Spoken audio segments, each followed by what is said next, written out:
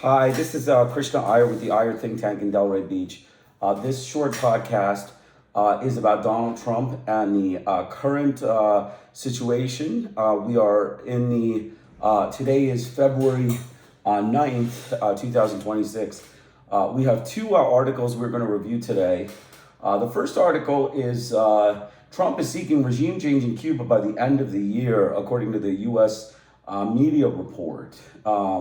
And the second is that Pope and Mussolini tells the secretive history of fascism and the church, how fascism was intertwined in the Anglo-Christian church and the Catholic Church of the Pope.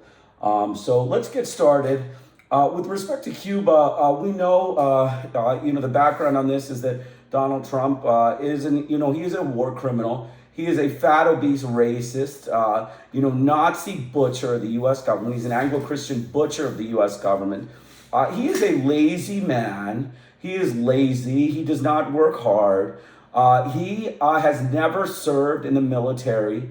He has never served as a congressional person. He's never been a senator, never been a House of Representative, never been in the governor position, never been anything of a politician in America other than daddy's, business recipient, like his business estate recipient. So we know how Donald Trump succeeded. He was spoon-fed his money. And it's similar to how he succeeded in the draft in avoiding the Vietnam War draft, in which he was drafted 5 times. He refused to go all 5 times, 4 of which were educational deferments, but the 5th one was a medical deferment for what's called bone spurs. Bone spurs are, pretend conditions. They are conditions that are seen in about 70 to 80% of military recruits. They are not, they're not mutually exclusive for military service. Most people who do military service have some sort of bone spur somewhere in their body, in their spine, in their arms, in their legs, in their feet.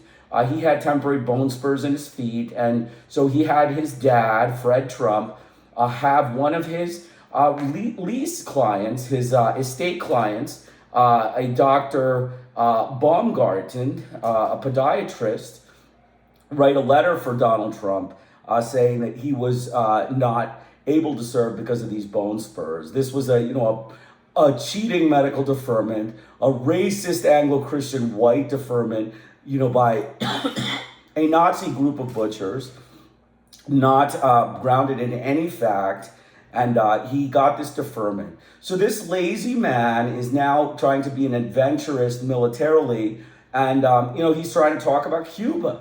Like I've said before, and I'll say it again, Donald Trump needs to, quit the charade with this military stuff. He's not good at it. He doesn't look good, and he's not good at it. He has no, ability to deflect criticism. He has nothing, intellectual to offer the world when he does these military adventures, and they turn out to be miserable failures, and everybody yells at the United States about it. So, he really doesn't have any business doing these things. But, even still, again, I'm going to say that he should stop these military adventures, be that daddy's boy of the White House, be that person. We know that being in the White House is simply about being nice to, your white friends and stuff. You just be nice to them and don't worry about these military adventures. They're not going to get you anywhere. You are a Nazi butcher, and you're going to keep looking like a Nazi, white Anglo-Christian, racist, anti-Hispanic, anti-Buddhist, anti-Hindu, and anti-Muslim butcher by doing all of these things.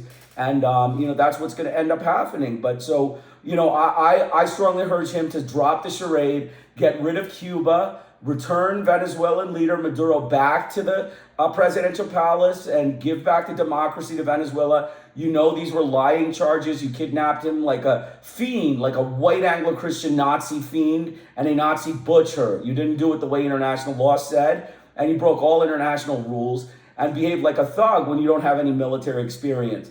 And, big countries that have, real military rulers could, get you for thuggery. Just because you're white, racist, Anglo-Christian butchers, you're racist butchers, you're anti-Hindu, anti-Buddhist, and anti-Muslim butchers of the U.S. government protect you doesn't mean you have the right to do these things. So, we are again asking you to return these things to their normal, peaceful existence, Cuba should be returned to the revolutionary sovereign government of Cuba. Venezuela should be restored to its democratic state, and they can take care of Nicolas Maduro and what he needs to pay in terms of, what the people think he needs to, be reprimanded with if such decision is necessary. So let's read this. Let's talk about this article. Trump seeking regime change in Cuba by the end of the year. A U.S. media report. Trump aims to remove Cuba's leadership and is actively seeking government insiders in Havana who are willing to make a deal with Washington to push out the communist regime, according to a report in the Wall Street Journal. The U.S. newspaper, quoting unnamed U.S. officials, reported on Wednesday that the Trump administration does not have a concrete plan for Cuba, but that the recent abduction of Venezuelan President Maduro by the U.S. military was left behind as a blueprint and a warning for Cuba. A U.S. official told the newspaper that meetings have been held with Cuban exiles and civic groups in Miami and Washington in a bid to identify a government official in Cuba who might want to cut a deal. Trump has also directly threatened Cuba, writing on his Truth Social platform earlier this month, "I strongly suggest they make a deal before it is too late." Again, Donald Trump, the thug in chief, the kidnapper in chief, acting like a big military honcho when he is a nobody. He is a fat, obese racist, not an athletic one in any source of the imagination, not a military man in any source of the imagination, just a fat, obese, orange-faced, ugly, Anglo-Christian, jealous racist of the U.S. government who has no business making such statements. David Smith, an expert in U.S. politics and foreign policy at the University of Sydney's Sydney Study Center, told Al Jazeera that the White House may be too optimistic in thinking that threats alone will be enough to topple the Cuban government, which is led by President Miguel Diaz-Canel.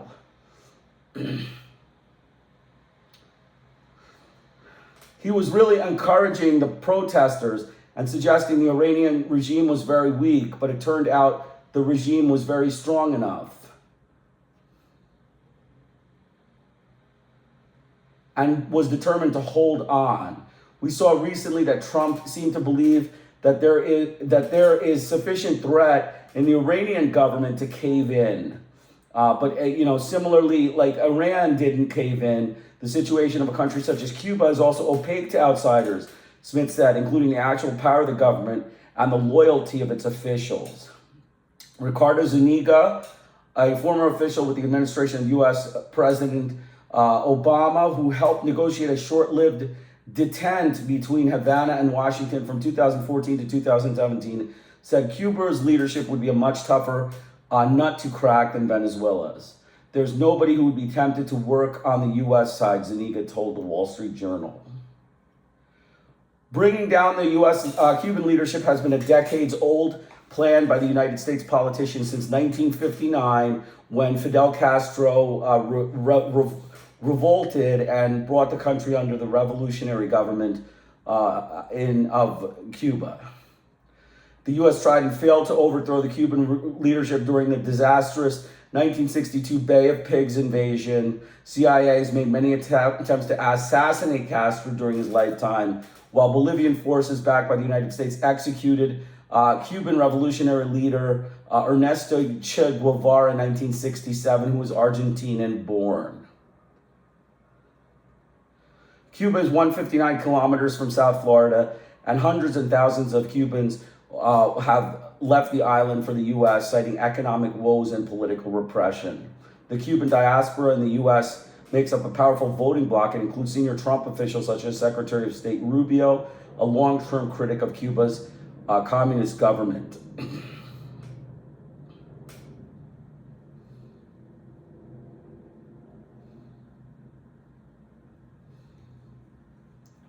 So basically, for Trump, whose political socialization was during the Cold War period, he would really see the existence of that communist government in Cuba as an affront for the U.S. And there has always been a sense for anti-communist hawks in the administration in the United States. It is a real humiliation that this place is allowed to continue as it is, the University of Sydney Smith told Al Jazeera. So basically, in summary, Donald Trump is seeking regime change in Cuba. Cuba's regime change is not an effective thing. And, we are strongly urging Donald Trump to drop his charade in this matter. It is not going to be successful. It is not going to get them anywhere. So the next article is Pope and Mussolini tell the secret history of fascism in the church.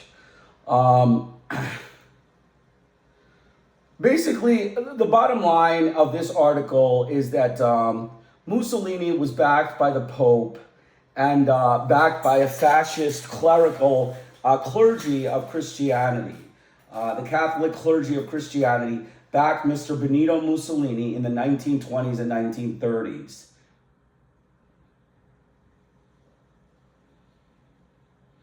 Mussolini came to realize the importance of enlisting the Pope's support. In 1933, fascist rallies began with the morning mass celebrated by priests, and churches and cathedrals were important props in the pageantry. Kurtzer says Pope Pius XI cooperated closely with Mussolini for more than a decade, lending his regime organizational strength and moral legitimacy. It was a particular curious alliance, he notes, since Mussolini himself was a committed anti-cleric, but both sides benefited from the bargain. As World War II approached and Mussolini began to persecute Italy's Jewish population, Pius came to regret his bargain and considered a public break with the regime. The story of why that never happened makes for a dramatic end.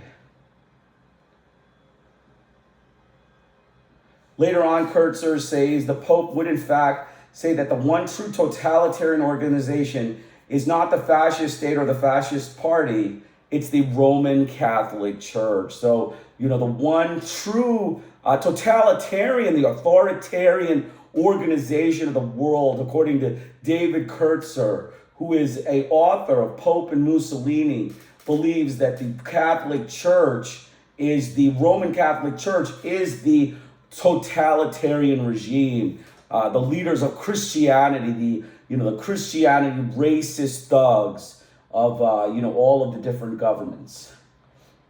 Not only did Mussolini precede Hitler, but he became a role model for Hitler, who kept a bust of Mussolini in his office in the 1920s as he was plotting his own rise to power.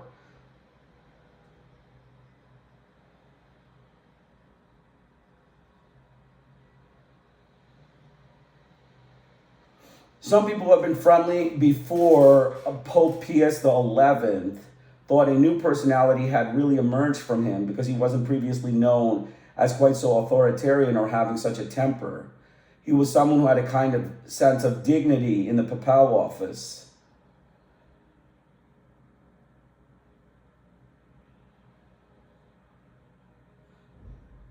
The cardinals and others that came to see him really lived in fear, not only of his temper, but he was also very demanding, had very high standards, and did not tolerate any behavior that he regarded not up to those standards.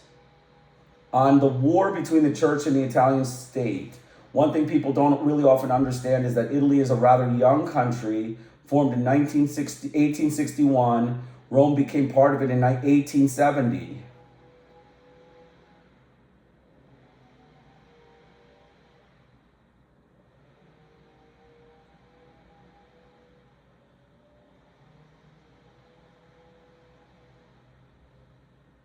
So the Pope basically impeded the formation of, Italy government, the Italian government. The Pope and Christianity impeded the formation of the Italian government, which is one of the fights within the Pope and Christian, within the Italian government and the Pope's regime. The popes had seen the Italian government as enemies, basically. They had rejected the notion of separation of church and state and had lost privileged position in society. Pius XI at least began to see the possibility that Mussolini might be the person sent by God, the man of providence, as he would later refer to him, who would reverse all of that, who would end the separation of church and state, restore many of the prerogatives of the church, and at the same time, as the Pope was very worried about rising socialist movement, saw Mussolini as the man who was best set perhaps to prevent socialist takeover of Italy. So you can see that, this is, the Christianity, the racist Anglo-Christian white, terrorist type of groups, the Christian terrorists, like Pope Pius, backing Mussolini, a racist fascist of Italy.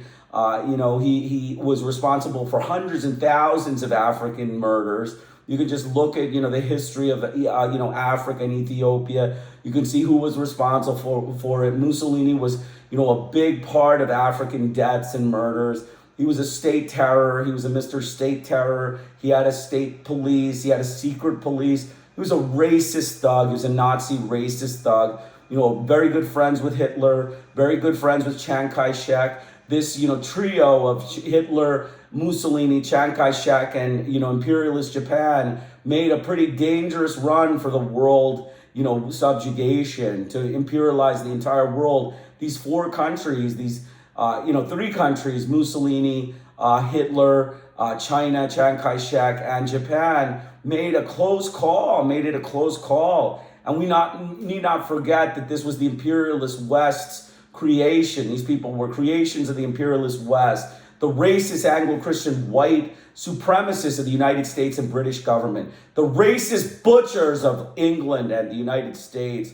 The racist butchers, the anti-Hindu, anti-Buddhist, and anti-Muslim racist butchers of Washington and London.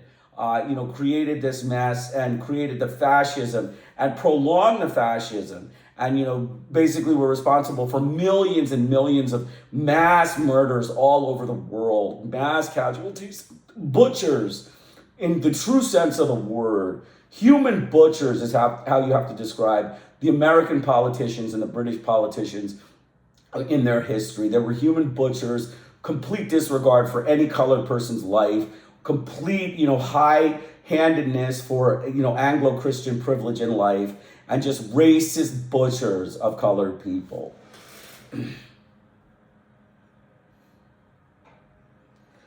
On how post-war Italy confronted its history of fascism in alliance with Hitler. It's namely Italy remaking its fascist past. Italy basically was during the war, the church got financial benefits from the alliance with Hitler and Mussolini. They got considerable payments by the state to the Catholic clergy. They got, for example, as the fascists were forming fascist youth groups, which millions of youth in Italy were a part of in those years, the church was giving chaplains to all the local chapters of the fascist youth groups so that they were able to influence the youth, which was very important to them, to continue to subjugate the Africans and, continue the racism, on the part of the racist Europeans and Italians. They also got, as part of the Concordat, the fascist imposition of teaching religion in elementary schools. They wanted to teach, fascist Catholicism in elementary schools, which was one of the first things Mussolini did to ingratiate himself when he came to power, to extend that to secondary schools as well, so that all the school children were taught Catholic religion and fascism in their schools. So, in summary, a pretty good article goes through, the Pope and Mussolini, the basis on which the racists of the Western hegemony have, been responsible for mass butchering, and it's part of their religious kind of, niche, their, religious clique, is hidden in the, subterfuge in their big, nice looking suits. Their big Armani suits are subterfuge by these people who wear like little, Pope, cardinals and those sorts of things, and come out and secretly murder, secretly promote death and destruction to colored communities without telling anyone, without anyone knowing. They, on the part of, Donald Trump coming out, with a nice suit, but ultimately he's just a cash for hire assassin. Even though his backer is a white Anglo-Christian racist in the, in the Pope John, in the Pope Roman Vatican. I mean, it doesn't matter who is backing these people. They are cash for hire murderers. That is all they are. If you trace it to the people that are religious that suggest they should do this, they're still cash for hire murderers. They should be considered cash for hire murderers despite what the white Anglo-Christian racists, the Pope and the Catholic Church say about all of, Christianity and all that is good, they are just, hiding the facts, the true facts. The fascism in the church is, just another example of how the Western governments get away with mass murder of colored people. They just take it to the Buddhists in China and Vietnam and Laos and Cambodia. They take it to the Hindus in India. They take it to the Africans in Africa. They take it to the Hispanics in South America. And they take it to the Muslims in the Middle East. And that is basically the summary of this presentation, that, we must understand the danger of fascism and the danger of these racist governments. And the United States, being the fascist state it is, and where it gets its Christianity from, and the Pope and all these racist organizations that run, religious bodies in Christianity in 2026, need to be circumspected where their money goes, what murders they're responsible for, where all the contributions and the Christian funds go, have to be circumspect. We have to, know that these are murderous butchers of Christianity, and that is what they will go down as forever and ever. So I hope you enjoyed it. This is Krishna Iyer with the Iyer Think Tank in Delray Beach. Have a great day, and please subscribe to my channel.